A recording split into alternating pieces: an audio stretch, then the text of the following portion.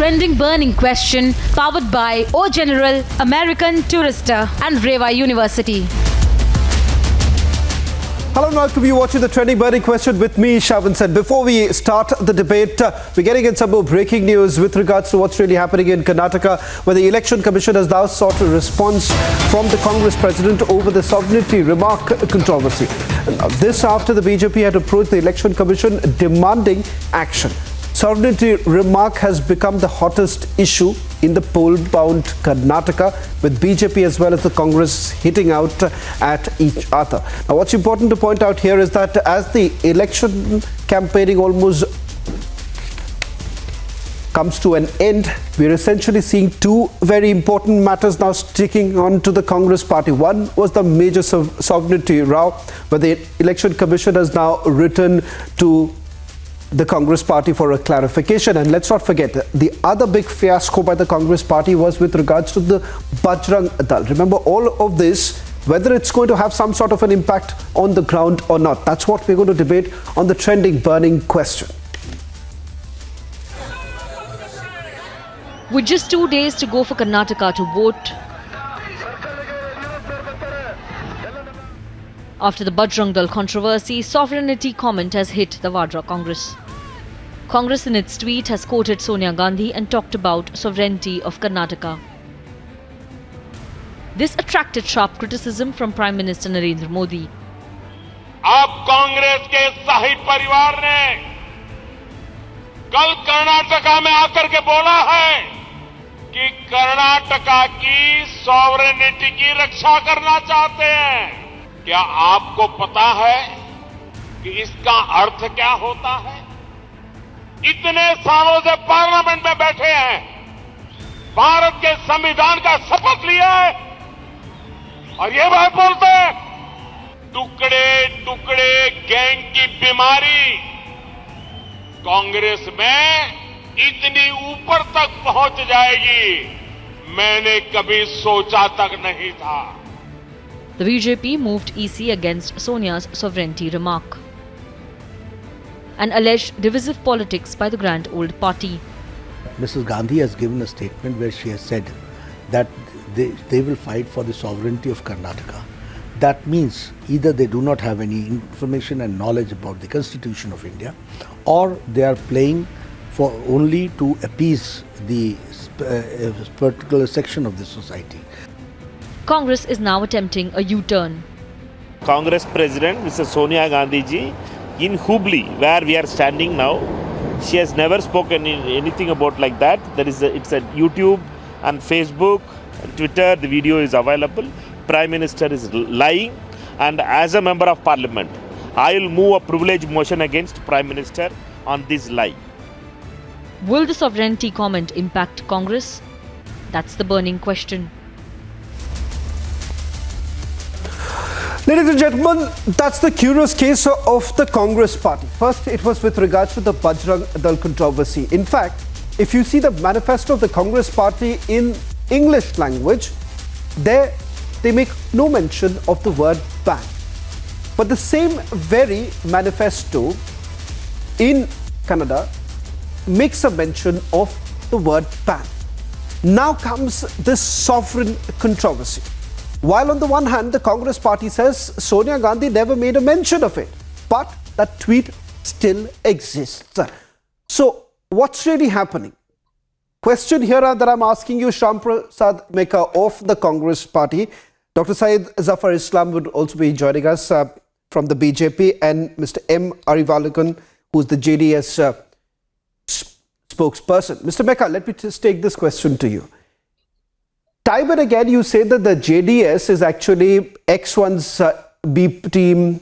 JDS gets that accusation.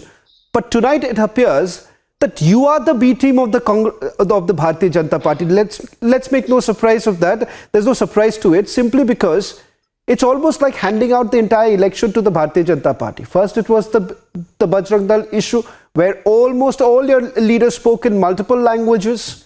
Now you have the sovereign issue. Where exactly do you stand? Shravan, let me tell you very clearly, Where did Sonia Gandhi ji made that statement? Why don't you play that speech? Let's see.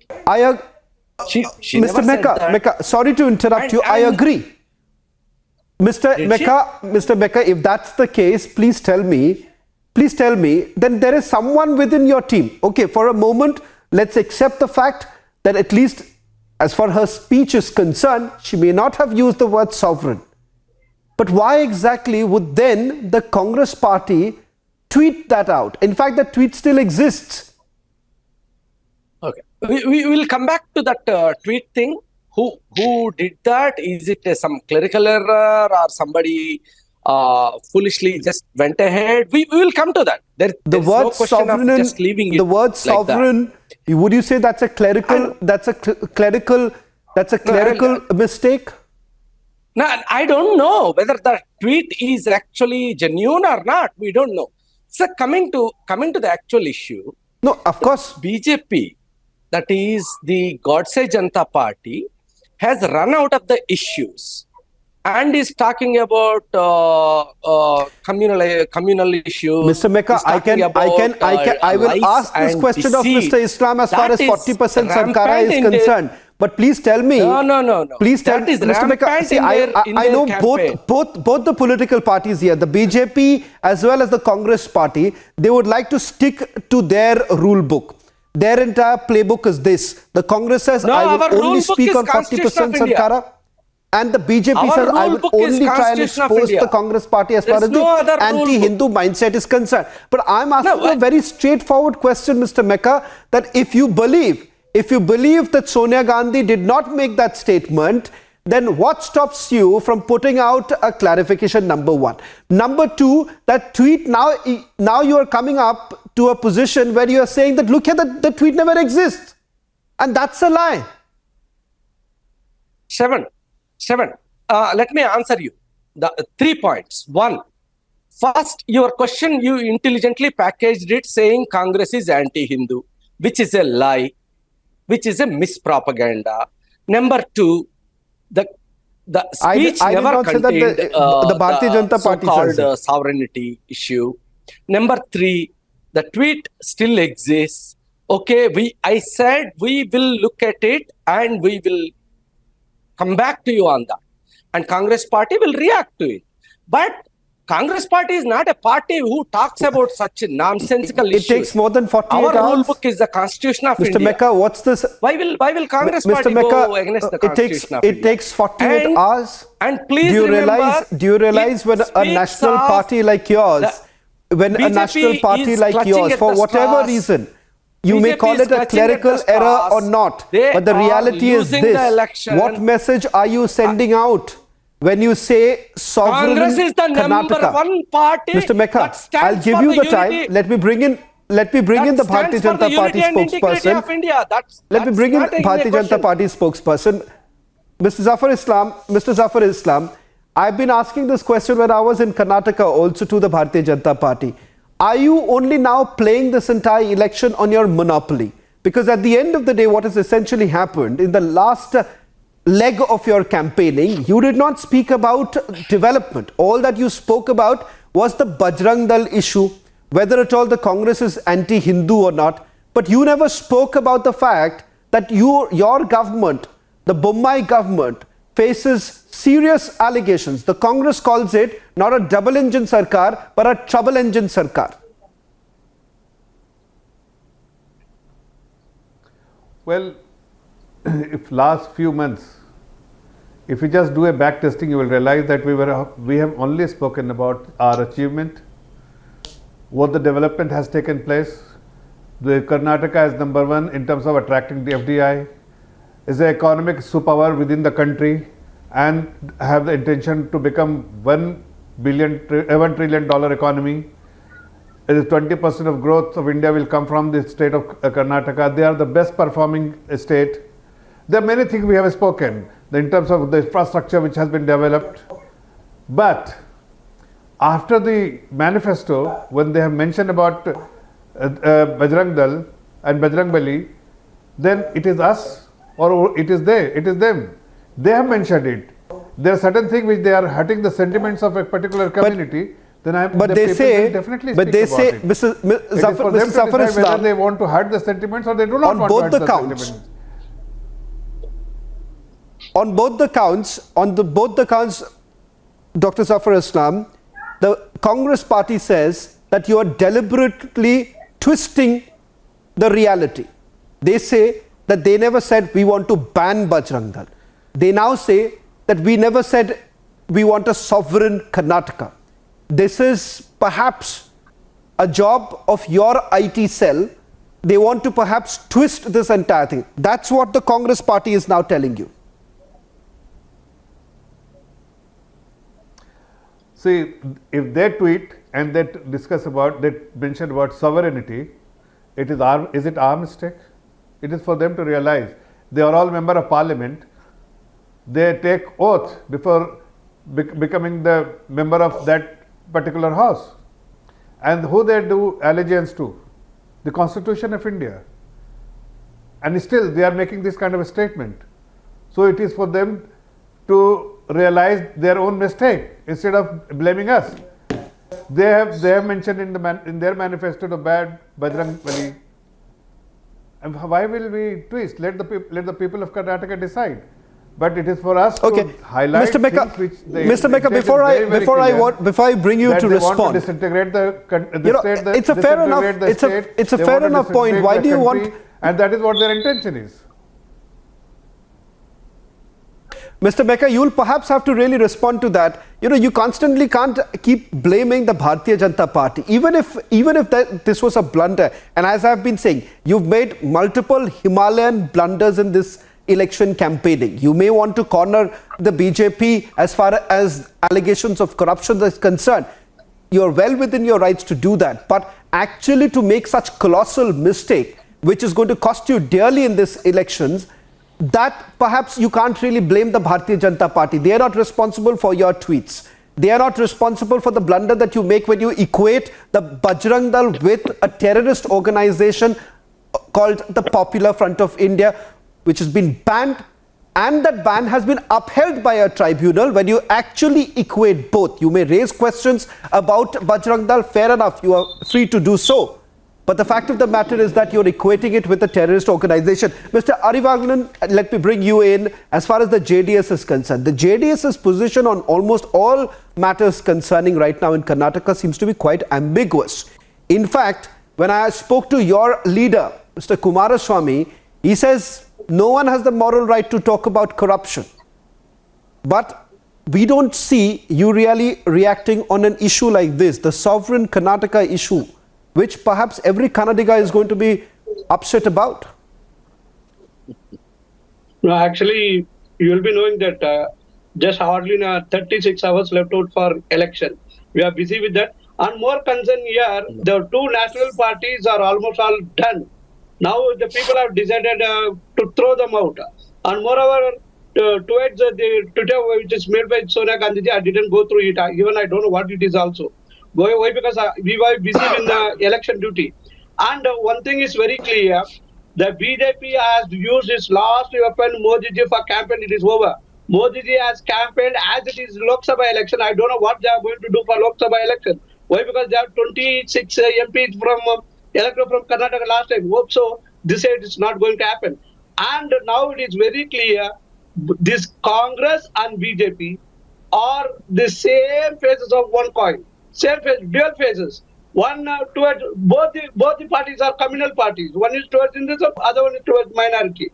And apart from that, here they don't want to do anything to the favor to the people of Karnataka. I don't know what favor they have done. No, if you're accusing the Congress party, Mr. Arivaganan, yes, BJP which have been ruled Karnataka. Now, if you accuse the Congress party of minority appeasement, if you accuse the Congress party of minority appeasement. If you're accusing the Congress party of minority appeasement, please don't forget in rallies that your leaders had in Shivamogga, he's basically reminded the people that the minority reservation, when it comes to reservation for the Muslims, it was actually brought in by the former Prime Minister of India, that is Mr. H.D. Devi Gaura. He says why It's correct. credit should It's not be correct, given to the it is Congress H.D. party. Devegowda The was credit should brought go in to the reservation JDS. for So minorities, you can't really and have it a has high been moral cancelled ground when by it comes to BJP. minority appeasement. But Miss, I want to bring back the debate. I want to bring back the debate on this sovereignty issue. Mr. Mecca, you do realize the magnitude of this Himalayan blunder that you've made.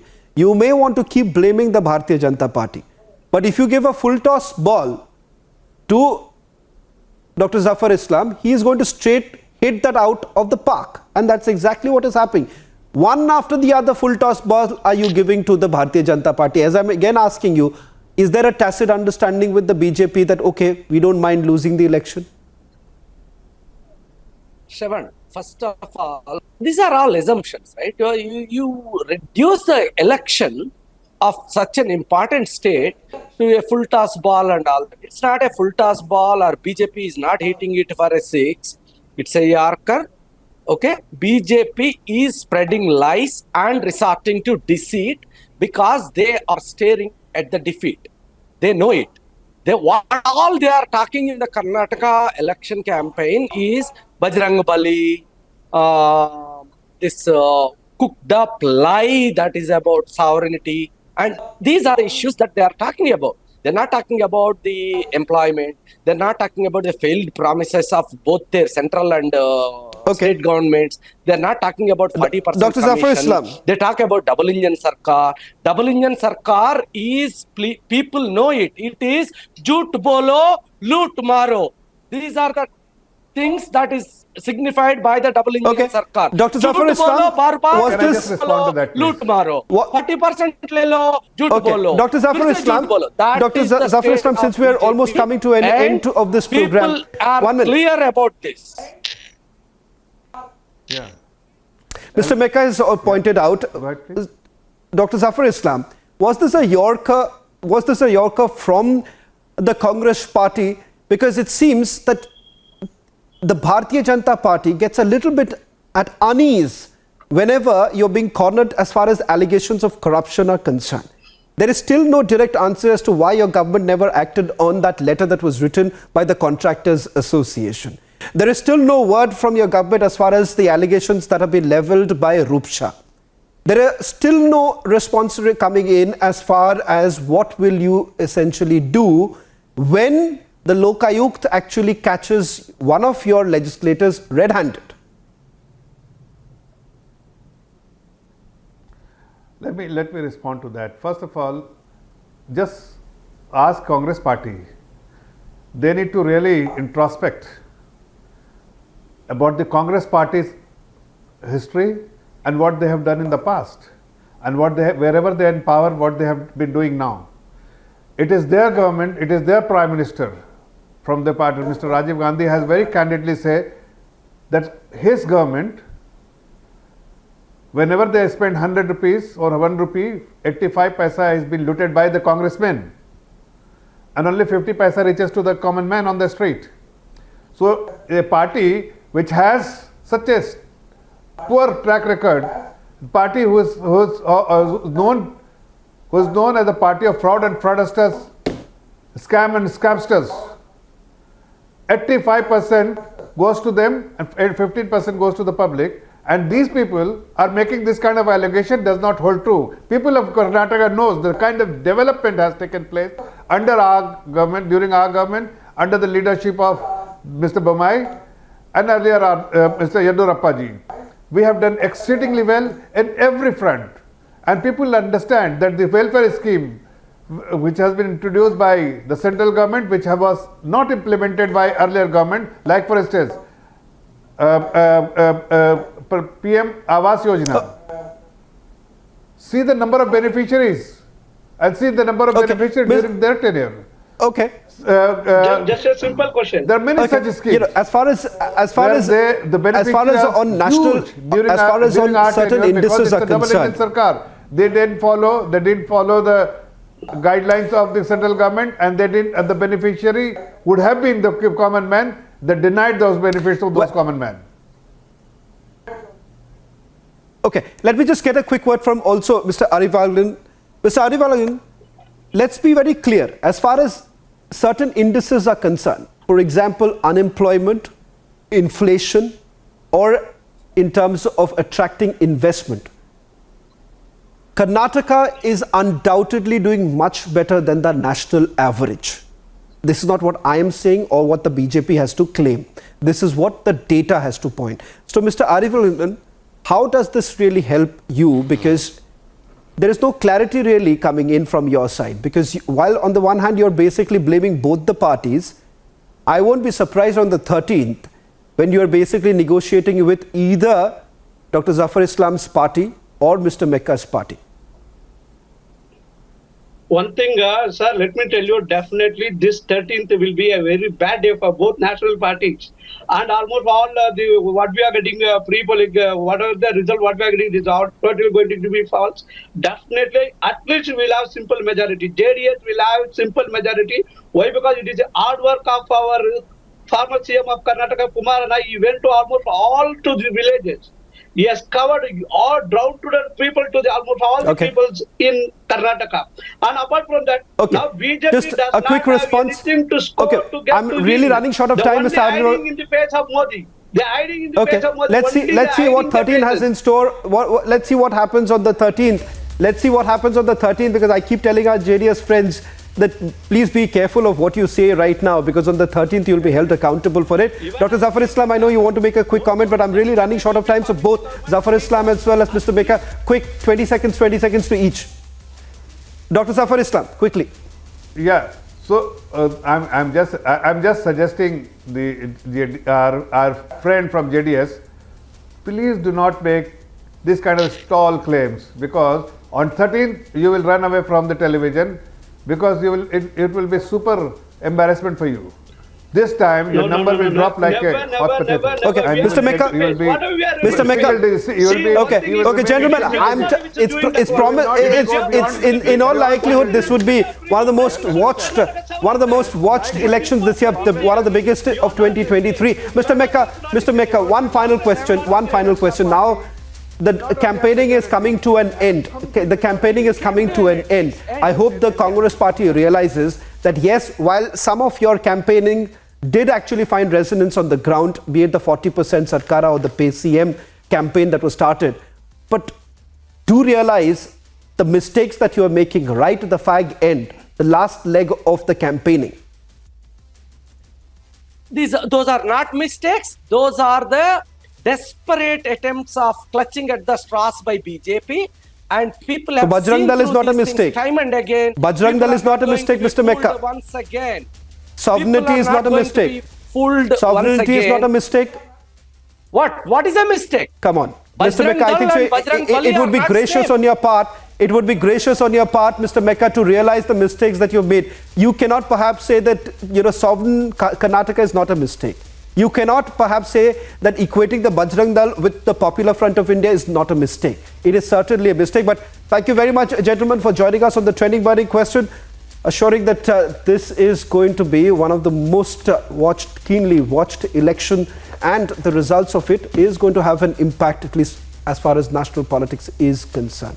Thank you very much for joining us on the Trending Burning Question. On the other side, the big debate with Editor-in-Chief Arnab Goswami.